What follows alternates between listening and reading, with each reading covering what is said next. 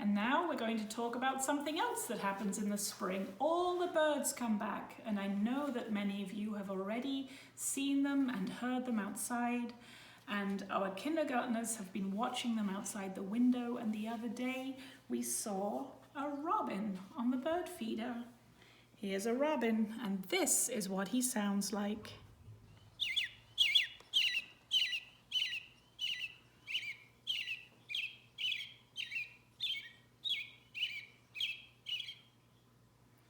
He has such a happy song.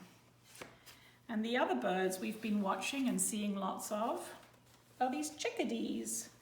And we have these books that let us hear what the birds sound like. And here is the chickadee song.